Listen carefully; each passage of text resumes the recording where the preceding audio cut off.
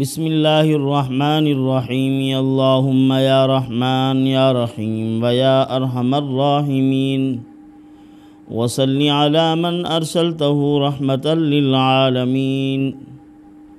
نہایت ہی واجب الاحترام بزرگان محترم، برادران عزیز، ہر وہ شخص جو گم ہو گیا ہو یا اس کی کوئی چیز گم ہو گئی ہو یا اس کا مقام کھو چکا ہو یا کام رک چکے ہوں، شادی بیاہ کے معاملات ہوں اور غائب سے اللہ تعالیٰ کی کوئی مدد طلب کرنا ہو، مسان اور سوکھے پن کا مرض جیسے بچے کو لگ جاتا ہے، اس قسم کا کوئی معاملہ ہو گیا، اس کا آج آپ کی خدمت میں ایک حل پیش کیا جائے گا اور اس کے جو معمولات اور وظائف ہیں وہ آپ کی خدمت میں پیش کیے جائیں گے۔ ایک اسم مبارک پیش کریں گے، اللہ عز و جل کے 2 نام یعنی 99 نام جو ہیں اللہ رب العزت کے، انہی اسماء مبارکہ میں سے ایک اسم دیا جائے گا،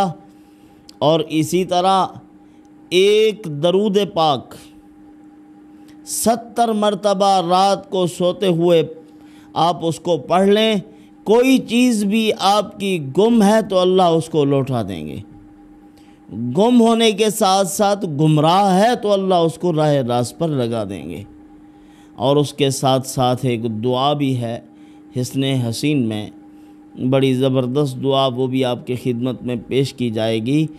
ہر گم شدہ چیز کے واپس لوٹانے کے لیے اور بھٹکے ہوئے آدمی کو راہ راست پر لانے کے لیے، گم شدہ افراد کو واپس بلانے کے لیے، سب کا یہ ایک خاص عمل ہے۔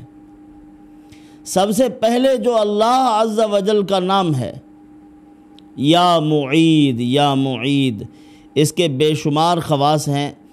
اس صفت مبارکہ کا استعمال ہر اس چیز کے لیے ہوتا ہے جو چیز گم ہو چکی ہو، اور اسی طرح ضائع بھی ہو چکی ہو، تب بھی بندہ اگر اس اسم اعظم کا، اس اسم مبارک کا ذکر کرتا ہے، پروردگار عالم اس سے بہتر نعمت عطا فرما دیتے ہیں۔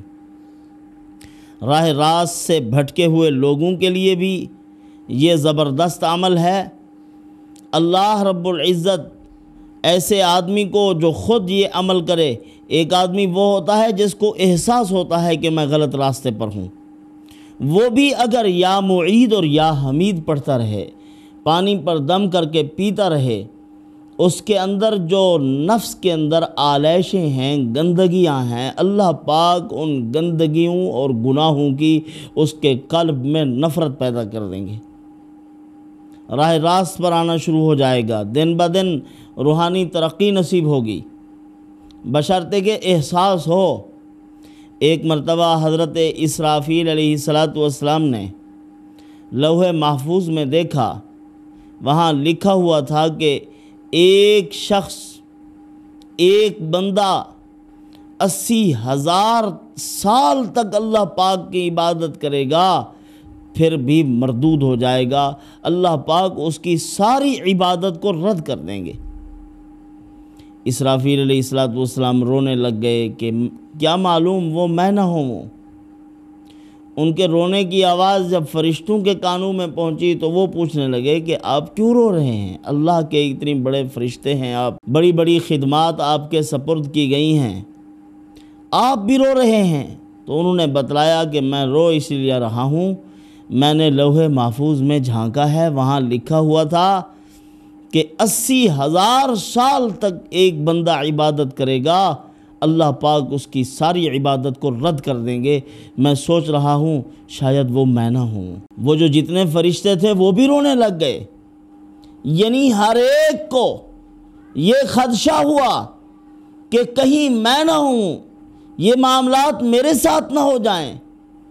اسی طرح شیطان کے بارے میں بھی آتا ہے، اس بدبخت نے دیکھا تھا جنت کے دروازے پہ لکھا ہے کہ ایک شخص 1000 سال تک عبادت کرے گا اور بڑا قرب حاصل ہوگا اللہ تعالیٰ کا، اس کو مقربین میں شامل ہوگا، اللہ پاک ایک حکم فرمائیں گے، وہ اس حکم کو نہیں مانے گا، اس وجہ سے وہ راندہ درگاہ ہو جائے گا۔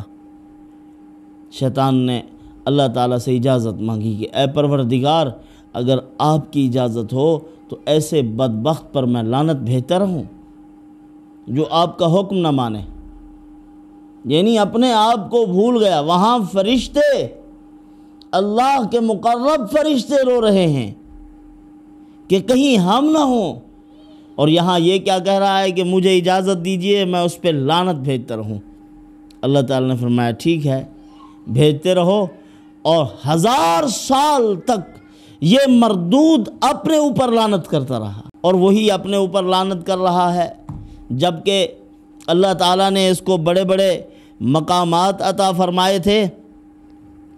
پہلے آسمان پر اس کا نام عابد تھا، دوسرے آسمان پر اس کا نام راکع تھا، تیسرے آسمان پر ساجد تھا، چوتھے آسمان پر خاشع تھا، پانچویں آسمان پر امین، چھٹے پر مجتہد، ساتویں آسمان پر زاہد۔ یعنی اتنے بڑے رتبے ملنے کے باوجود اب عفو و درگزر والی صفت کو اس بدبخت نے اختیار نہیں کیا، کہنے لگا میں اس پہ لعنت کرتا رہوں، جبکہ اپنے بارے میں سوچتا یا کسی کے بارے میں بھی سوچ سکتا تھا اگر وہ، تو اس کی بخشش طلب کرتا، معافی مانگتا کہ اے اللہ ایسے وقت سے بچا لے، لیکن لعنت کا کہا۔ اللہ تعالیٰ نے فرمایا لعنت کرتے رہو، اور ساری زندگی اپنے اوپر لعنت کرتا رہا۔ بھولے اور بھٹکے ہوئے آدمی کے لیے دعا کرنی چاہیے، اس کو راہ راست پر لوٹانے کے لیے وظائف کرنے چاہیے، معمولات کرنے چاہیے، لیکن لعنت نہیں کرنی چاہیے۔ اللہ کرم فرما دے وہ واپس لوٹ آئے۔ تو اللہ کا یہ مبارک نام جو ہے یا معید، یہ بابرکت نام، اور اسی طرح درود پاک ہے جو میں نے آپ کی خدمت میں پیش کرنا ہے۔ اللہم صلی وسلم علی سیدنا محمد عبدک و رسولک و نبیک وہادیا للضالین و شفیعا للمذنبین۔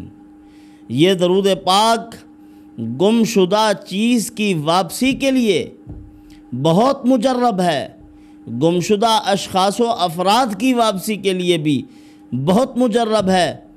جس گھر سے ایک آدمی غائب ہوا ہے یا ناراض اور خفا ہو کر چلا گیا ہے، یا کوئی چیز کسی گھر سے غائب ہو گئی ہے، تو پھر اس گھر کے چاروں کونوں میں 70 مرتبہ یا معید پڑھنی چاہیے، اور اس کے ساتھ ساتھ رات کو سوتے ہوئے 70 مرتبہ اس درود پاک کو، اور 70 مرتبہ یہ دعا جو آپ کی خدمت میں پیش کر رہا ہوں۔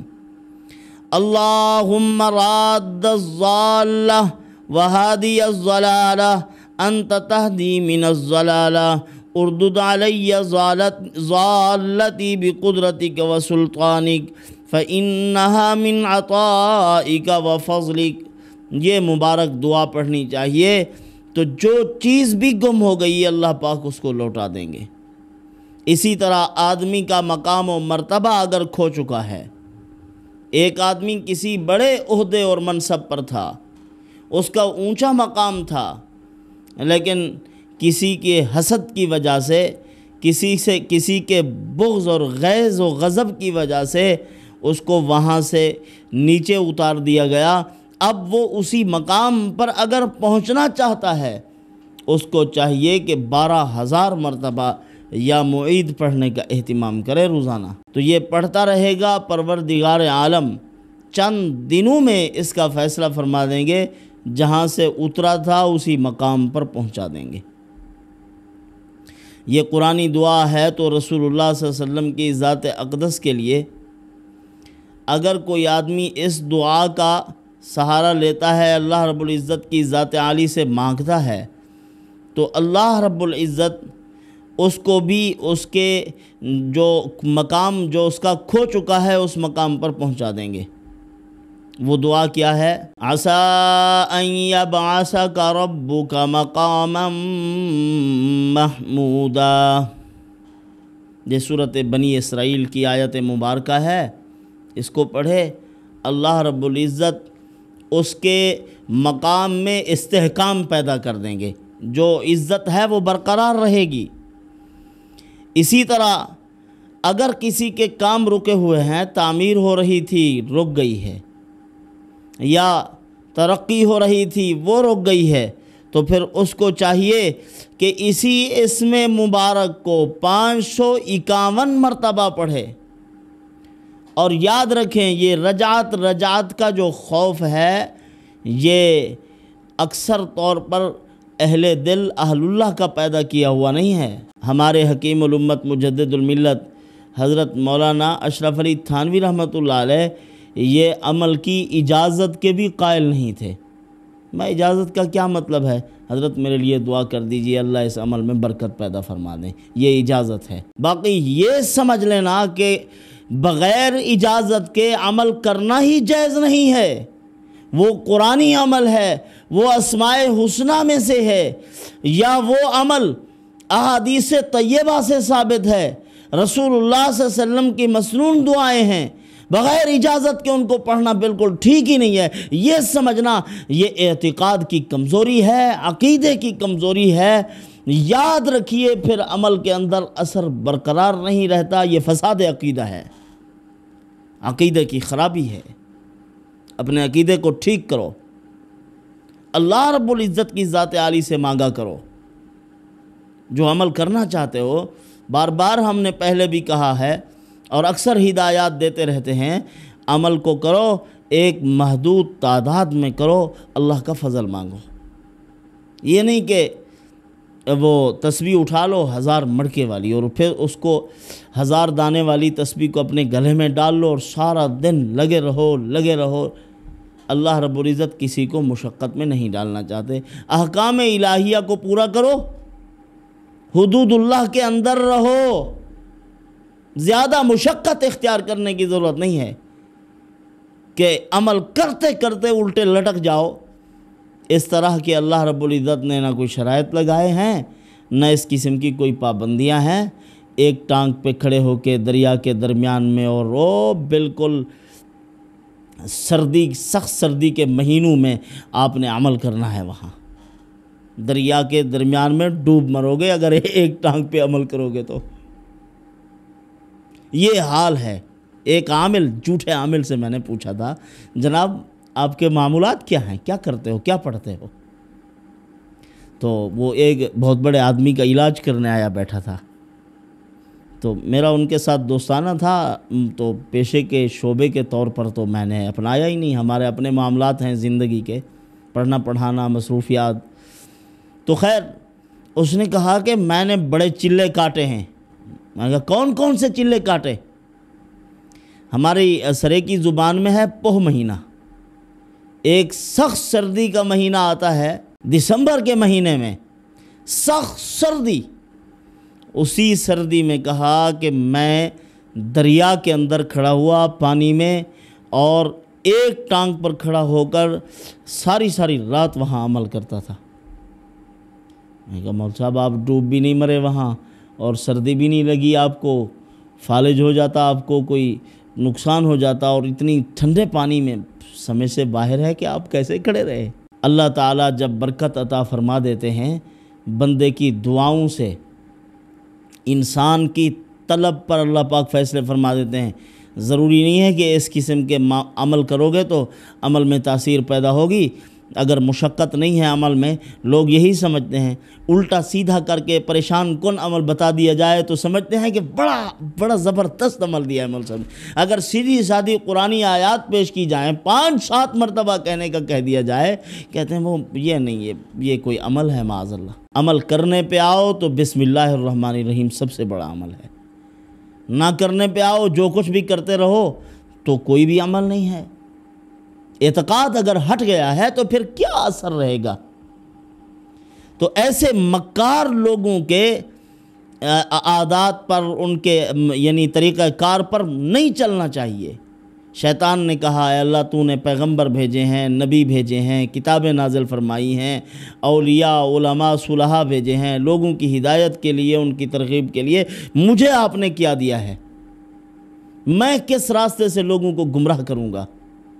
اللہ تعالیٰ نے فرمایا تجھے میں نے مکار دیے ہیں، تجھے میں نے جادوگر دیے ہیں، تجھے میں نے نجومی اور کاہن دیے ہیں، یہ لوگوں کو راہ راست سے بھٹکائیں گے اور تیرے کھاتے میں جائیں گے یہ سارے لوگ۔ آج کل جن کے پاس ہم جاتے ہیں قسمت آزمائی کے لیے، ہاتھ دکھاتے ہیں، لکیریں دکھاتے ہیں، مستقبل کے احوال پوچھتے ہیں، حساب لگواتے ہیں۔ میری زندگی میں سب سے مشکل ترین لمحہ وہی ہوتا ہے کہ مجھ سے کوئی آدمی یہ سوال کر لے کہ غیب میں مجھ سے پوچھ لے کہ میرے ساتھ کیا معاملات ہیں، یہ میرا نام میری اماں کا نام ہے، آپ بتلا دیجئے۔ کیا بتلائیں ہم؟ علامات بتلا دیجئے، اس کی روشنی میں تو ہم بتا سکتے ہیں، ورنہ کیا ہے کسی کے پاس کہ وہ غیب سے دیکھ کے آپ کو بتا دے؟ کس کے پاس غیب کا علم ہے؟ احوال کچھ نہ کچھ معلوم کر لیے اور جھوٹ موٹ، ایک سچ 100 جھوٹ شامل کر کے بتا دیا، مطمئن کر دیا، بیچارہ ذہنی مریض ہو گیا، نفسیاتی مریض، اب نہ گھر کا ہے نہ باہر کا۔ ثم لا يموت فيها ولا يحيى، نہ مر سکتا ہے نہ زندہ رہ سکتا ہے۔ ان چکروں میں ڈالا ہے ان ظالموں نے ہمیں۔ اسی طرح ایک آدمی جس کی شادی میں ہزارہا رکاوٹیں کھڑی ہیں، پہلے معاملات تھے اس کے زندگی کے، نارمل زندگی بسر ہو رہی تھی، بیوی دنیا سے رخصت ہو گئی، اب دوسری شادی کا مسئلہ ہے، چلتے چلتے رشتے کی بات رک جاتی ہے، تو اس کو چاہیے کہ یا معید کی کثرت کرے، اللہ رب العزت ضرور اس کے لیے راستہ پیدا کریں گے اور رکاوٹیں دور کر دیں گے، اور بہت جلد آسانی کے ساتھ اللہ رب العزت اس کے نکاح کے اسباب پیدا فرما دیں گے۔ تو بہرحال اس کے اور بھی بہت سے فضائل ہیں، یا معید کے بھی، اور درود پاک جو میں نے آپ کی خدمت میں پیش کیا ہے اور دعا پیش کی ہے، تو اللہ رب العزت سے دعا ہے اللہ پاک ان دعاؤں کا سہارا لینے کی توفیق عطا فرمائیں، اپنی ذات عالی کے ساتھ ہمارا تعلق مضبوط کریں، پروردگار عالم ہمارے سارے معاملات آسان فرمائیں۔ والسلام علینا الا البلاغ۔